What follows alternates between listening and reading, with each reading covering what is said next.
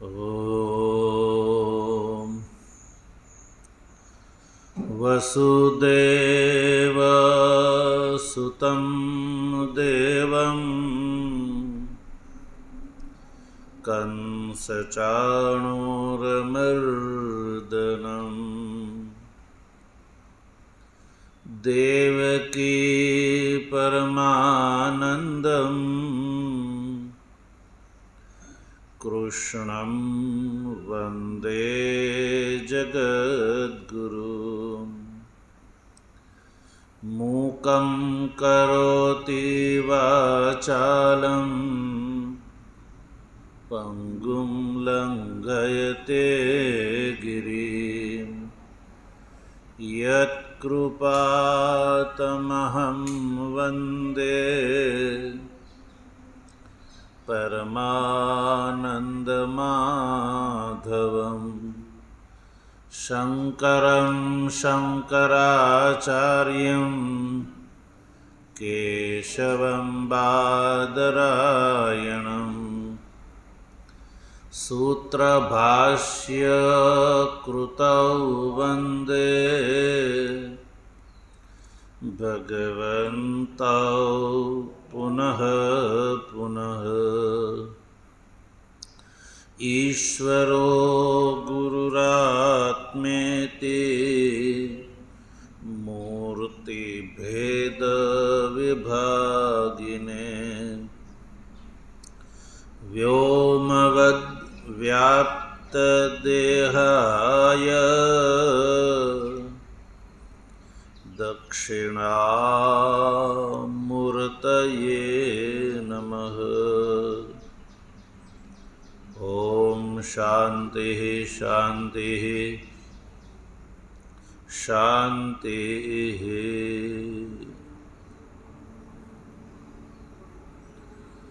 તત્વજિજ્ઞાસુ સજ્જનો, ભગવાનની પરમાનુકંપાથી શ્રીમદ ભગવદ્ ગીતાના સાંખ્યયોગ નામના બીજા અધ્યાયના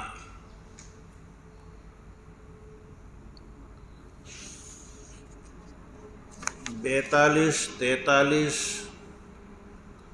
અને 44 આ ત્રણેય શ્લોકનો વિષય વાક્ય એક છે.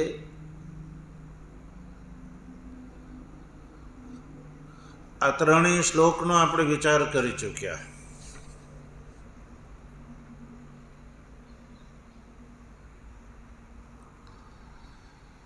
એકતાળીસ નંબરના શ્લોકના અંતમાં એક પ્રશ્ન ઊભો થયો હતો કે ભગવાન શ્રી કૃષ્ણના કહેવા પ્રમાણે સાંખ્ય અને યોગ રૂપા જે એક બુદ્ધિ છે એ પ્રમાણભૂતા બુદ્ધિ છે. આનો સ્વિચ બંધ કરો. પ્રમાણભૂતા બુદ્ધિ એ જ એકમાત્ર હોય. ચાલુ કર્યું કે બંધ કર્યું? સ્વિચ એની સ્વિચ બંધ કરી દો. બસ.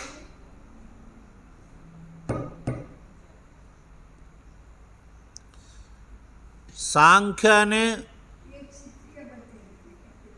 યોગ રૂપા એ જ એકમાત્ર પ્રમાણભૂતા બુદ્ધિ હોય તો પછી સઘળા મનુષ્યોના મનની અંદર આ વાત સ્થિર કેમ નથી થઈ શકતી? બધા મનુષ્યોની આ વાત કેમ નથી સમજાતી?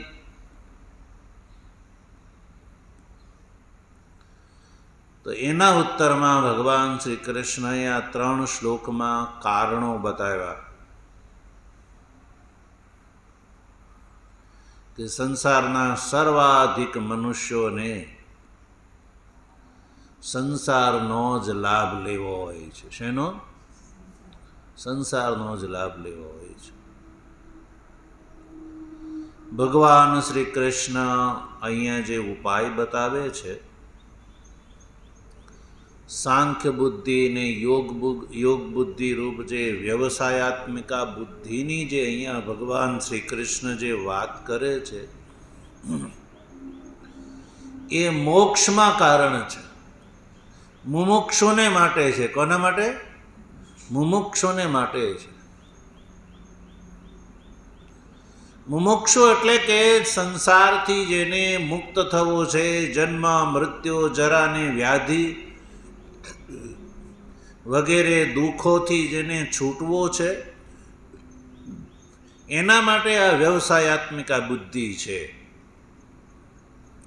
એટલે બિલકુલ સ્પષ્ટ વાત છે કે જેને મોક્ષ નથી જોતો એને આ વાત સમજાતી નથી. એને વ્યવસાયાત્મિકા બુદ્ધિની અંદર એનું મન ઠરતું નથી. કારણ કે એને શું જોઈએ છે? એને સંસારનો લાભ જોઈએ છે. અને સંસારનો લાભ બે પ્રકારનો, એક દૃષ્ટ લાભ અને એક અદૃષ્ટ લાભ. સંસારનો લાભ બે પ્રકારનો, એક દૃષ્ટ લાભ અને એક અદૃષ્ટ લાભ. તો દૃષ્ટ લાભ છે એ પશુ પુત્ર પશુ વગેરે. અદૃષ્ટ લાભ છે પરલોકનો સ્વર્ગાદિનો, એ અદૃષ્ટ લાભ છે.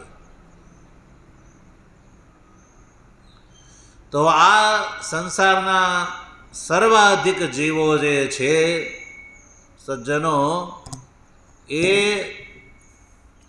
સંસારની જ ઈચ્છાવાળા હોય છે. એને સંસાર જ લેવો હોય છે, સંસારનો જ લાભ લેવો હોય છે. શેનો લાભ?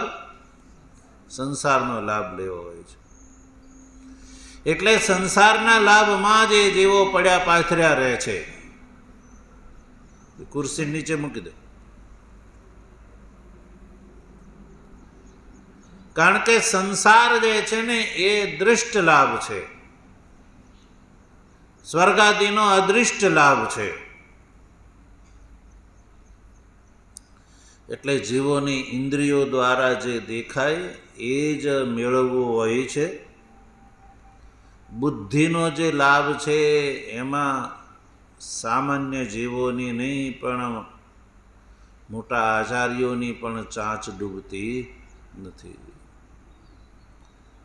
અને આવા જે સંસારનો લાભને જ પરમ લાભ માનવા વાળાઓમાં સામાન્ય મનુષ્યો નહીં, પણ વેદ ઉપર જેણે વિચાર કર્યો છે એવા મીમાંસકો આમાં મોખરે છે. કોણ? મીમાંસકો આમાં મોખરે છે. અને મીમાંસકો જેવું માને છે કે સ્વર્ગથી વધારે શ્રેષ્ઠ સંસારમાં બીજો કોઈ લાભ નથી. એટલે સાંખ્ય અને યોગ રૂપા બુદ્ધિ નો લાભ નહીં મળવાનું કારણ છે કે મીમાંસકો અને મીમાંસકોના જે અનુયાયી દ્વૈત માર્ગીઓ એ બધા એવું માને છે કે નાન્યદ અસ્તિ ઇતિ વાદિનઃ. ભગવાન શ્રી કૃષ્ણે કહ્યું નાન્યદ અસ્તિ ઇતિ વાદિનઃ, એટલે કે આવા જે મીમાંસક ઉપલક્ષિત જે સંસારના લાભની જ જે સ્તુતિ કરે છે એવા મનુષ્યો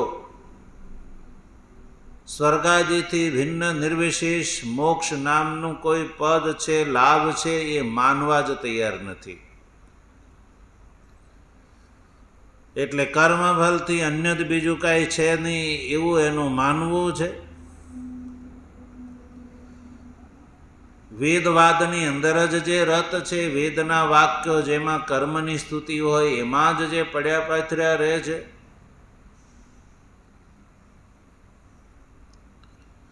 કામાત્માન, અંતકરણની અંદર સંસાર વિષયની કામના ભરી છે એટલે આવા જીવોને મોક્ષના સાધનની અંદર પ્રવેશ નથી થતો. અને કર્મનું ફળ જે સ્વર્ગ છે એ સ્વર્ગપરા એટલે સ્વર્ગપરાયણ છે. અને સ્વર્ગથી શ્રેષ્ઠ નિર્વિશેષ મોક્ષ નામનો જે લાભ છે એ આવા જીવોને નથી સમજાતો. એટલે જ એ અવિપશ્ચિત છે, વિવેક બુદ્ધિથી રહિત છે, અવિવેકી છે. અને એટલે જ આવા જીવોને ભોગ અને ઐશ્વર્ય ની સ્તુતિ પ્રશંસા જ ગમે છે.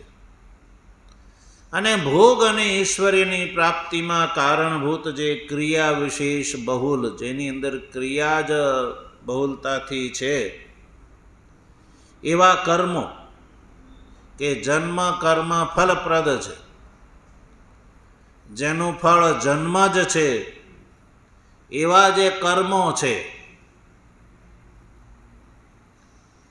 એની જ સ્તુતિ પ્રશંસા કરવામાં લાગેલા રહે છે. એટલે યામિમામ પુષ્પિતામ વાચમ પ્રવદંતી, પુષ્પિત વાચની વાણીની અંદર એ લિપ્ત રહે છે.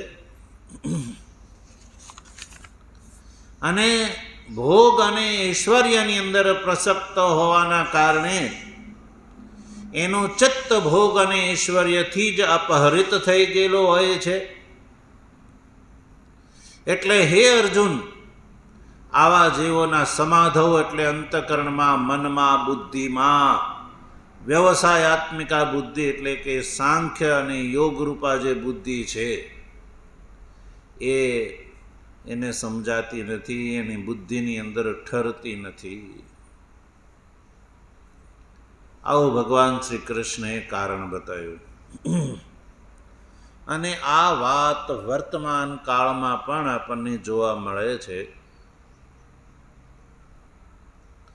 આ કેવલ મીમાંસકોની જ વાત નથી, પણ મીમાંસકો જેવી વિચારધારા ધરાવતા એવા અનેકો સંગઠનો છે જે પરિણામવાદી છે.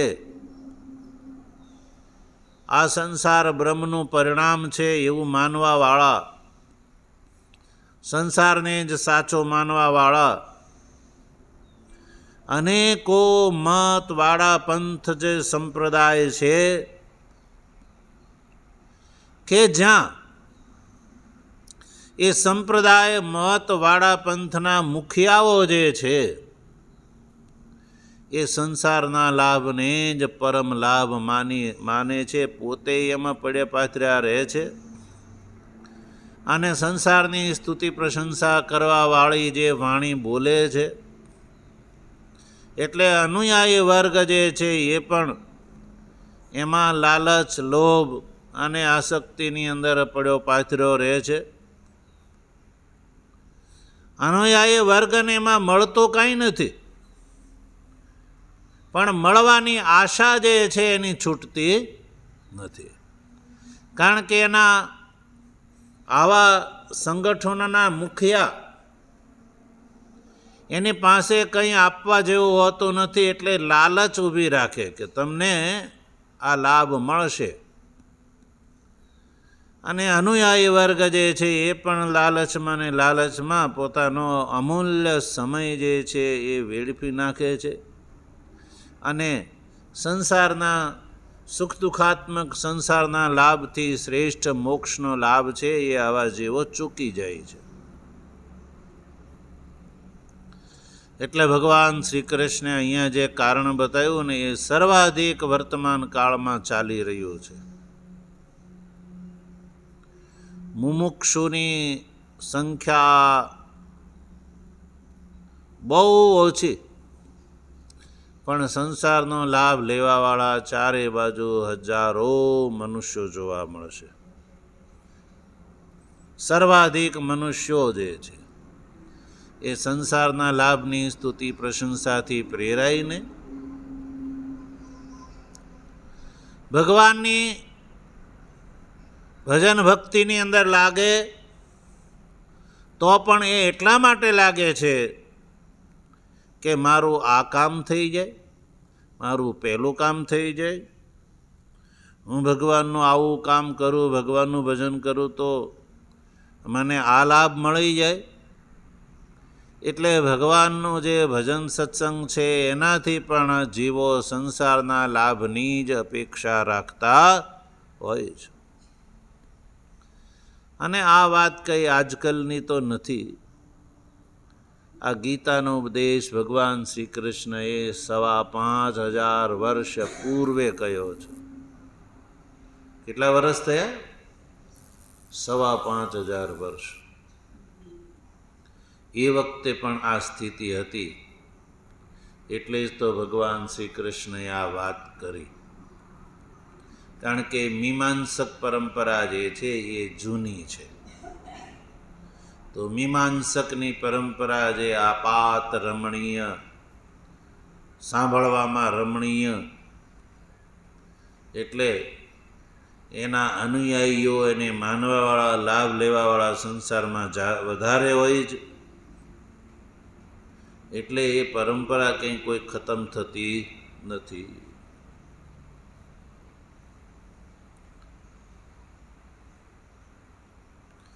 તો હવે આપણે આ ત્રણેય શ્લોકનો પ્રતિપદ અને સભાષ્ય વિચાર કરી ચૂક્યા. હવે આપણે આગળ જઈએ, 45મા શ્લોકમાં જોઈએ. 45મા શ્લોકમાં ભગવાન શ્રી કૃષ્ણ શું કહી રહ્યા છે? તો ભગવાન ભાષ્યકાર એ શ્લોકનું ભાષ્ય કરતા પહેલા શ્લોકના વિષયમાં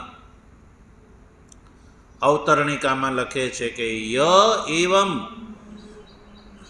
વિવેક બુદ્ધિ રહિતા તેષાં કામાત્મનાં યત ફલમ તદ આહ.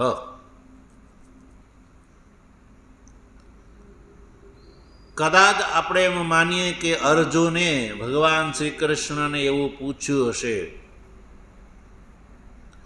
કે ભગવાન આવા જે લોકો છે એની શું ગતિ થતી હશે, મર્યા પછી શું ગતિ થતી હશે?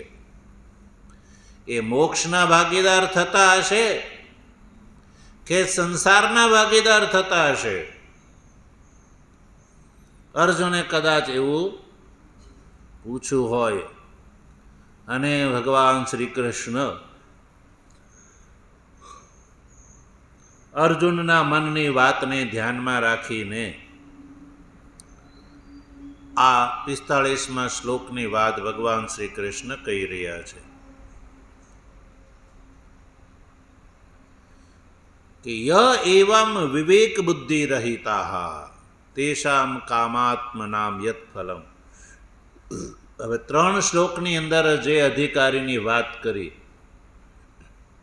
સંસારના સુખને જ પરમ સુખ માનવાવાળા, સ્વર્ગાદી લાભને જ પરમ લાભ માનવાવાળા, આવી વિચારધારાવાળા ને ભાષ્યકાર આ અવતરણિકામાં પુનઃ 2 વિશેષણોથી ગ્રહણ કરે છે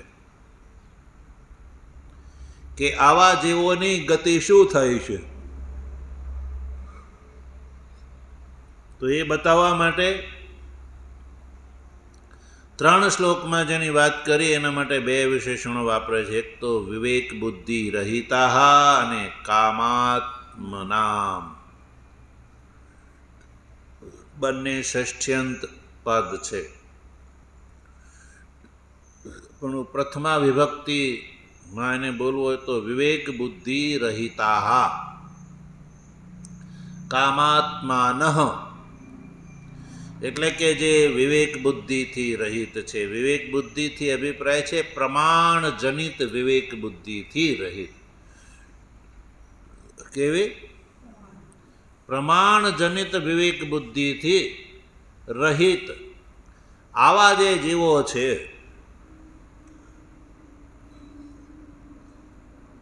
જેનું વર્ણન ભગવાન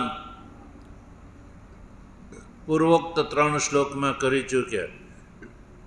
અને કામાત્માન એટલે કામ પરાયણ જેનું અંતકરણ છે, એવા આવા જેઓને યત ફલમ જે ફળ પ્રાપ્ત થાય છે એ કર્મના કારણે, કારણ કે આવા જેવો છે એ કર્મ પરાયણ છે. શેના માટે? કર્મ, સકામ કર્મ પરાયણ છે. તો સકામ કર્મનું ફળ શું છે? મોક્ષ છે યા સંસાર છે? તો આવા જેઓને સંસારની પ્રાપ્તિ થશે કે મોક્ષની પ્રાપ્તિ થશે, એ વાતના પ્રશ્નના ઉત્તરમાં ભગવાન શ્રી કૃષ્ણ આ જે શ્લોક છે 45મો,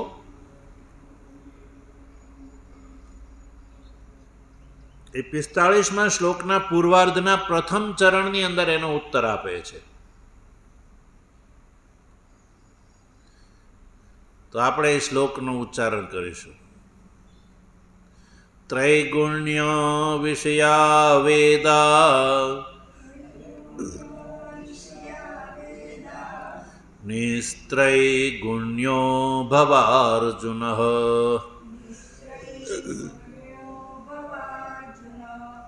નિર્દ્વંદ્વો નિત્યસત્વસ્થો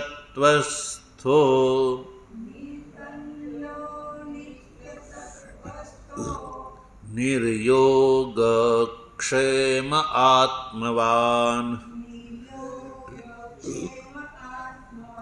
ત્રૈગુણ્ય વિષયા વેદા નિસ્ત્રૈગુણ્યો ભવાર્જુન નિર્દ્વંદ્વો નિત્યસત્વસ્થો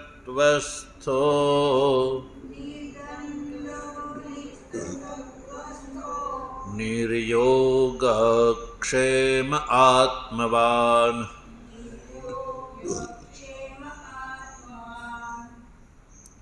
તો સૌ પ્રથમ આપણે સંધિ વિગ્રહ કરીએ પૂર્વાર્ધમાં. ત્રૈગુણ્ય વિષયા વેદા, એમાં કોઈ સંધિ નથી. નિસ્ત્રૈગુણ્ય ભવ અર્જુન, ભવાર્જુનમાં 2 શબ્દ છૂટા પડશે, ભવ અને અર્જુન. શ્લોકના ઉત્તરાર્ધમાં દેખો. નિર્દ્વંદ્વ નિત્ય સત્વસ્થ નિર્યોગક્ષેમ આત્મવાન. આ શબ્દ છૂટા જ છે.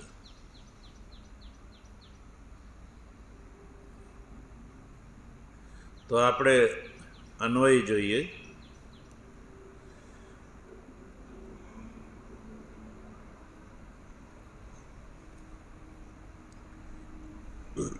વેદા ત્રૈગુણ્ય વિષયા, બોલો. વેદા ત્રૈગુણ્ય વિષયા, બોલો. વેદા ત્રૈગુણ્ય વિષયા. અર્જુન નિસ્ત્રૈગુણ્યો ભવ નિર્દ્વંદ્વ નિત્ય સત્વસ્થ નિર્યોગક્ષેમ આત્મવાન. ઉપરથી ચલો ભવ. તો આ શ્લોકના આપણે 2 વાક્ય બનાવીશું. એમાં સૌથી પહેલું વાક્ય છે વેદા ત્રૈગુણ્ય વિષયા.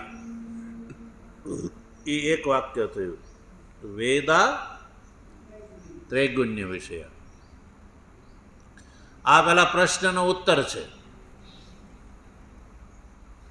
અને પ્રશ્નનો ઉત્તર થયા પછી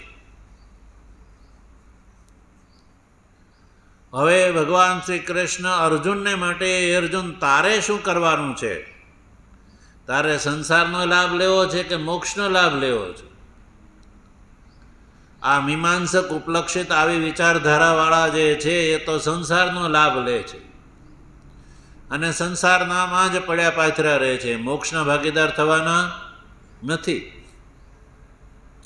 કારણ કે વેદા ત્રૈગુણ્ય વિષય, આ વેદ જે છે એનો વિષય ત્રૈગુણ્ય સંસાર જ છે. વેદથી અભિપ્રાય છે વેદોક્ત કર્મનું ફળ સંસાર જ છે. કારણ કે સંસાર કેવો છે? ત્રિગુણાત્મક છે. ત્રિગુણાત્મક સંસાર જે છે એ કર્મનું ફળ છે. અર્થાત કે વેદો જે છે ને એ સંસારના પ્રકાશક છે, એમ અર્થ થયો. વેદા ત્રૈગુણ્ય વિષય એટલે કે વેદા સંસાર પ્રકાશકા. વેદો જે છે એ સંસારના પ્રકાશક છે. સંસારના પ્રકાશક એટલે કે સંસારના ફળની જ, વેદનો કર્મકાંડ ભાગ જે છે એ સંસારના ફળની વાત કરે છે. સંસારનું ફળ બે પ્રકારનું, અહીંયા પશુ, પુત્ર વગેરે, અને પરલોકમાં સ્વર્ગ વગેરે. પરલોકમાં સ્વર્ગ છે એ કર્મનું ફળ છે. જો કોઈને સંતતિ ન થતી હોય તો તત્પ્રદાયક યા પુત્રપ્રદ યાગ કરે તો એ પુત્રની લાભને પ્રાપ્ત કરી શકે છે. તો પુત્રનો લાભ શું છે? સંસારનો જ લાભ છે ને. આપણે ત્યાં જોવા મળે છે પુરાણોમાં, દશરથ આદિએ યાગ કર્યા હતા, એના જ ફળ સ્વરૂપે પુત્રની પ્રાપ્તિ કરી હતી. પશુ વગેરેનો જો લાભ લેવો હોય, પશુની ઈચ્છા હોય તો પણ પશુ ફલક યાગ કરવાનું આપણે ત્યાં વિધાન છે. વરસાદ વગેરે ન આવતો હોય, દુષ્કાળ હોય તો કારીરી યાગ વગેરેનું અનુષ્ઠાન કરવાની આપણે ત્યાં વિધિ વેદના કર્મકાંડમાં જોવા મળે છે. અને જો કારીરી યાગ કરવામાં આવે તો વૃષ્ટિ થાય છે. તો આમ આ લોકના ફળ માટે પણ વેદોની અંદર કર્મ બતાવેલા છે કર્મકાંડમાં. અને આ શરીર છૂટ્યા પછી પરલોકનો લાભ લેવો હોય તો એ પરલોકના લાભ માટે પણ દર્શ પૂર્ણમાસાદી યાગનો ઉલ્લેખ આપણે ત્યાં વેદોમાં જોવા મળે છે સજ્જનો. એટલે ભગવાન શ્રી કૃષ્ણ જે કહે છે કે વેદા ત્રૈગુણ્ય વિષયા, એટલે કે વેદથી અભિપ્રાય છે વેદના કર્મકાંડ. તો કર્મકાંડ ભાગ જે છે એનો વિષય ત્રિગુણાત્મક સંસાર જ છે. એટલે કે કર્મકાંડની અંદર બતાવેલા યાગાદિ કર્મો જે છે જો ફળની ઈચ્છાથી કરવામાં આવે તો એ સંસારનો લાભ પ્રદાન કરવા વાળા જ કર્મ છે. અને એ જ જો નિષ્કામ ભાવથી કરવામાં આવે તો મોક્ષના કારણ બધા થાય છે. પણ જો સકામ ભાવથી કરવામાં આવે તો સંસારનો લાભ દે છે. હવે પૂર્વોક્ત 3 શ્લોકની અંદર જે વિચારધારા બતાવી એ સકામ કર્મની વિચારધારા છે, નિષ્કામ નહીં. એટલે આવા જે જીવો છે એ નિષ્કામ કર્મ શું એને ખબર નથી, એની અંદર એની પ્રવૃત્તિ નથી. એટલે સકામ કર્મની અંદર પરાયણ રહેવાના કારણે સકામ કર્મનું ફળ જે છે ત્રિગુણાત્મક સંસારનો જ લાભ એ પ્રાપ્ત કરે છે. એટલે કર્મનું ફળ જે છે ત્રિગુણાત્મક સંસાર છે. સકામ કર્મનું એવું સમજવાનું, સકામ કર્મનું ફળ છે એ આ ત્રિગુણાત્મક સંસાર જ છે, આલોક છે, પરલોક છે વગેરે.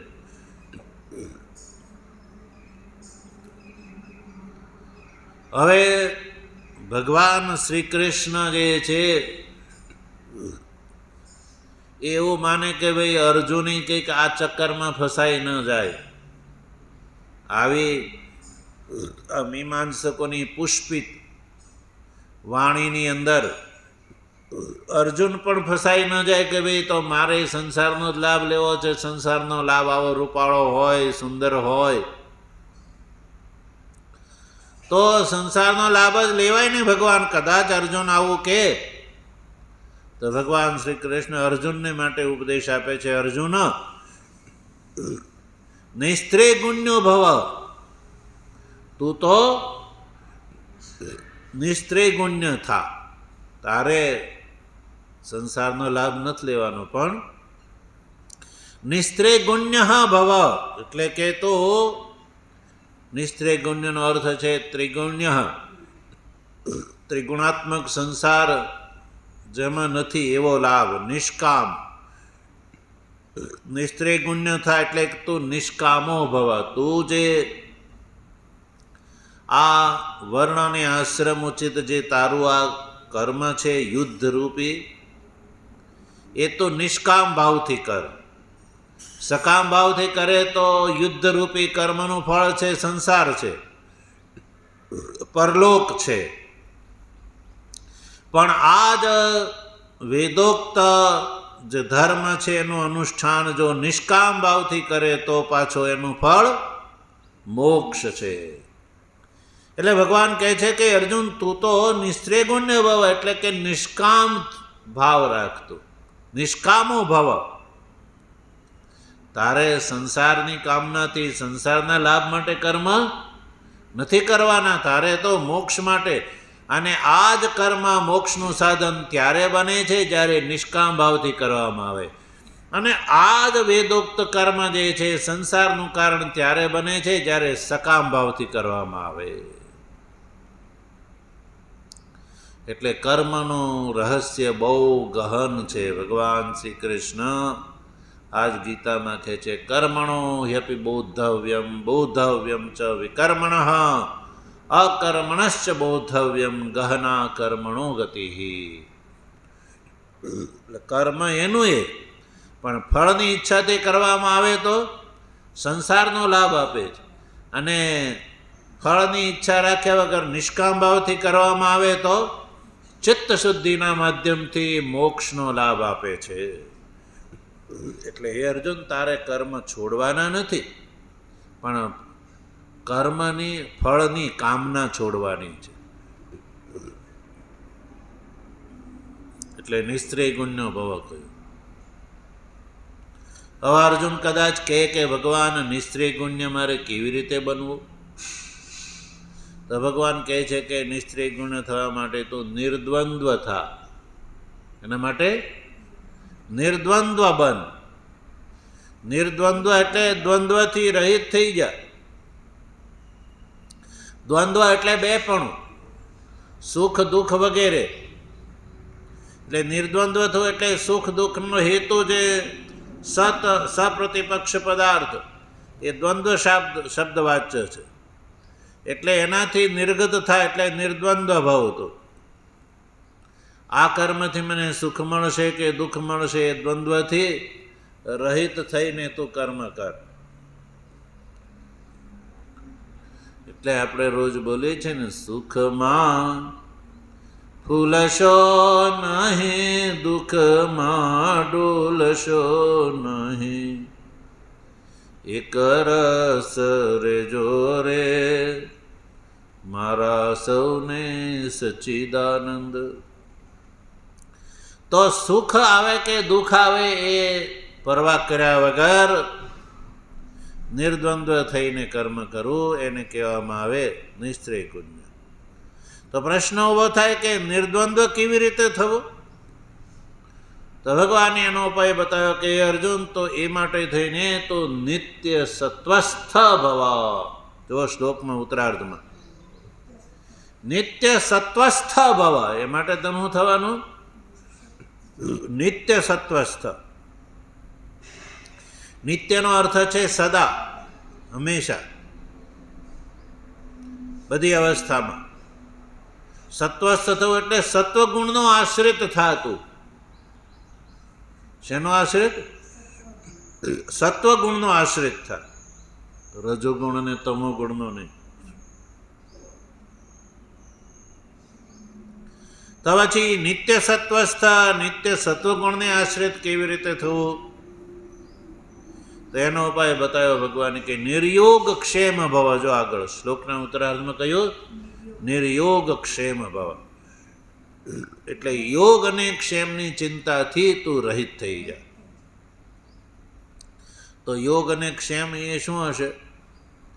જે ન હોય એને મેળવવું એને યોગ કહેવામાં આવે. યાદ રાખો, જે ન હોય અને મેળવવું એને કહેવામાં આવે યોગ. અને જે મેળવેલું છે એ ક્યારેય સમાપ્ત ન થાય એવા પ્રકારની ભાવનાને કહેવામાં આવે એનો ક્ષેમ. એટલે ન હોય એ મળે અને મળેલું હોય એનું રક્ષણ થાય. આવા પ્રકારના ઉદ્યમને કહેવામાં આવે છે યોગ અને ક્ષેમ. કારણ કે જો તો યોગ અને ક્ષેમની અંદર પ્રવૃત્તિવાળો થઈશ તો શ્રેયસી પ્રવૃત્તિ દુષ્કરા તો મોક્ષનો ભાગીદાર નહીં થઈ શકે. તો નિર્યોગ ક્ષેમ કેવી રીતે થવું? તો એના માટે કહ્યું કે આત્મવાન ભવ. આત્મવાનનો અર્થ છે પ્રમાદ રહિત થા. તો આવો ભગવાને ઉપદેશ અર્જુનને આ સ્વધર્મનું અનુષ્ઠાનની અંદર પ્રેરિત કરવા માટે ભગવાને અર્જુનને આ ઉપદેશ આપ્યો કે અર્જુન, આ યુદ્ધ છે એ તારા માટે સંસારના લાભનું કારણ છે અને જો નિષ્કામ ભાવથી કરીશ તો મોક્ષનું કારણ છે. સંસારના સર્વાધિક જીવો જે છે એ આ કર્માનુષ્ઠાન છે ને એ સંસારના લાભને માટે કરે છે, પણ એ અવિવેકી છે. કેવા છે? અવિવેકી છે. કે જે કર્મથી નિર્વિશેષ મોક્ષની પ્રાપ્તિ થાય એ કર્મથી જીવો સંસારના ફળની આશા રાખે છે. એટલે 1,12,000 કહેવાય. શું કહેવાય? 1,12,000 એટલે કેવો ધંધો કહેવાય? એ ખોટનો ધંધો કહેવાય. એના જેવી વાત છે કે હોનાની કડાઈ હોય, તવેથો હોનાનો હોય, લાકડા ચંદનના હળગાવ્યા હોય. ચૂલામાં લાકડા શેના નાખ્યા હોય? ચંદનના. કડાઈ હોનાની, તવેથો હોનાનો, અને અંદર શાક શેનું કરે છે? ડુંગળીનું. બોલો, ડુંગળીનું શાક બનાવવું છે અને કડાઈ શેની ચડાવી છે? સોનાની. અને લાકડા શેના સળગાવ્યા છે? ચંદનના. બોલો, તો એ લાભ કહેવાય કે નુકસાન કહેવાય? એ જ જીવોને ખબર. તો જીવો કર્માનુષ્ઠાન તો કરે છે, પણ આ કર્મ જો નિષ્કામ ભાવથી કરવામાં આવે તો મોક્ષનો લાભ આપે છે. પણ જીવોને મોક્ષનો લાભ સમજાતો નથી. એ તો સંસારના લાભ માટે જ કર્મમાં પ્રવૃત્ત થાય છે અને નુકસાનના ભાગીદાર. અને છેવટે જન્મ મરણના ચક્કરની અંદર જ એ જીવો ફર્યા કરે છે. એટલે અર્જુન, તું આત્મવાન ભવ, પ્રમાદ રહિત થા અને યુદ્ધ માટે તું પ્રવૃત્ત થા. નિષ્કામ ભાવથી કર્મ કરીશ તો મોક્ષનો ભાગીદાર થઈશ. તો સજ્જનો, આ રીતે આપણે 45મા શ્લોકનો ઉચ્ચારણ કર્યું, સંધિ વિગ્રહ કર્યો, શ્લોકનો સામાન્ય અર્થ કર્યો. હવે ભગવાન ભાષ્યકાર આ શ્લોક વિશે જે ભાષ્યાર કરે છે એને વિચાર આપણે આગળ કરીશું. ઓમ વસુદેવ સુતમ દેવમ કંસચાણૂરમર્દનમ દેવકી પરમાનંદમ કૃષ્ણમ વંદે જગદ્ગુરુ. મૂકં કરોતિ વાચાલં પંગું લંઘયતે ગિરિં યત્કૃપાતમહં વંદે પરમાનંદમાધવં.